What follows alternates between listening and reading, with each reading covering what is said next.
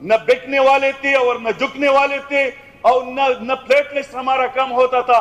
ہم قانون کے ساتھ کھلواڑ کیا ہے, آئین کو پامال کیا ہے, اس کو قانون کے کٹہرے میں لے کے آئے یا خود مستعفی ہو جائے. تھک گئی, اس لیے ان لوگوں سے ابھی راستہ بھول گئی ہے کہ ہم کون سے راستے سے چلے جائیں, کیونکہ پہلے بار ٹکر کے لوگ ملے ہیں, اس کو پہلے بار ٹکر کے لوگ ملے ہیں. قومی اسمبلی استعفیٰ نہیں دیتے ہیں تو پھر اس کا منہ توڑ جواب اس کو دینا چاہیے, کیونکہ پارلیمنٹ کے ممبر کو پارلیمنٹ کے اندر پکڑنا یا اس کو اسپیکر کی اجازت کے بغیر یہ غیر قانونی ہے, اور غیر قانونی کام جس نے بھی کیا ہے وہ جو بھی ہے قانون سے بالاتر کوئی نہیں ہے, اس کو قانون کے کٹہرے میں لے کے آئے یا خود مستعفی ہو جائے. بس یہ ہمارا مطالبہ ہے جی.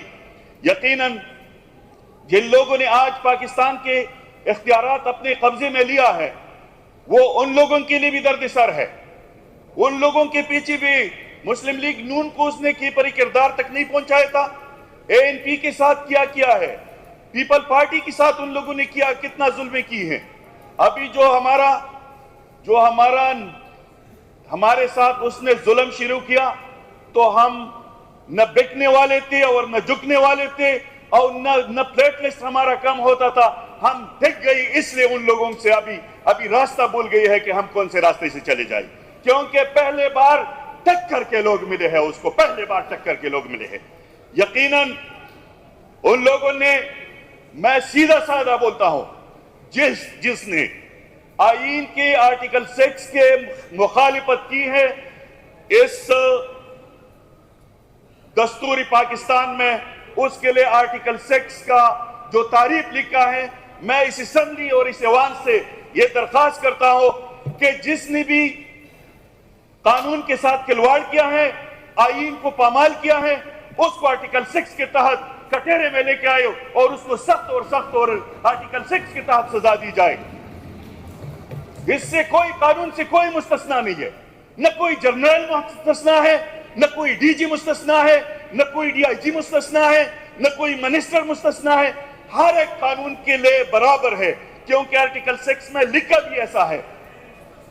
نہیں, یہ غلط فہمی ہے.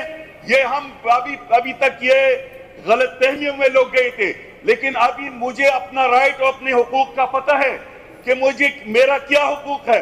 میرے ساتھ جو ظلمی ہوئی ہے پاکستان کی تاریخ میں نہیں, دنیا کی تاریخ میں PTI جیسا ظلم کسی کے ساتھ نہیں ہوا ہے.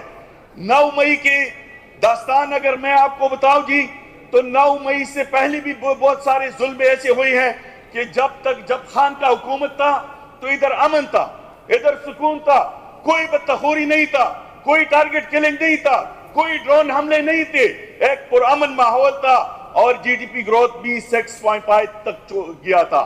لیکن آج جو مشکل بناتے ہیں وہ یہ میں ان لوگوں کو نہیں سمجھتا ہوں.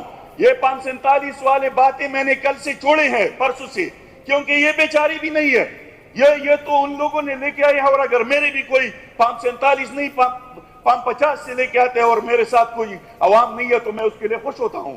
تو ان لوگوں نے جس کو لے کے آیا ہے وہ اپنے استعمال کے لیے لے کے آیا ہے, کیونکہ آج جو بھی استعمال ہو رہا ہے وہ ہمارے سیاسی لوگ بھی اس میں استعمال ہو رہا ہے.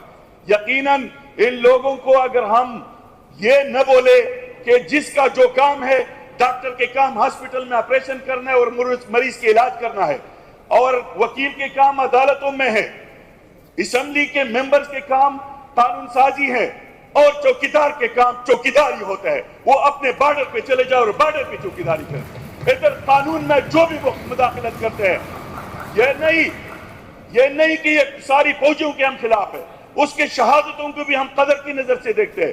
وہ ہماری شہید ہے.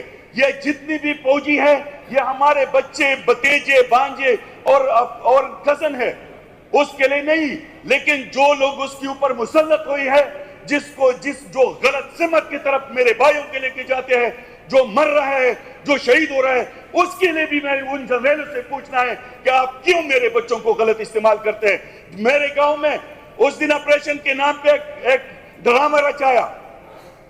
بارڈر سے آتا ہے, ادھر ایک صوبیدار میرا مر جاتا ہے, اس سے نکل کے پھر میدان کی طرف آتا ہے, ادھر میرے 4 جوان شہید ہوتے ہیں, اور گنشاپ ہیلی کاپٹر بھی آتے ہیں, ادھر 1 بٹالین فوج بھی ہے, اور اس سے 4 بندے پھر اور آخر میں اخباروں میں یہی کہتے ہیں کہ ہم نے دہشت گردوں کو افغانستان دھکیل دیا.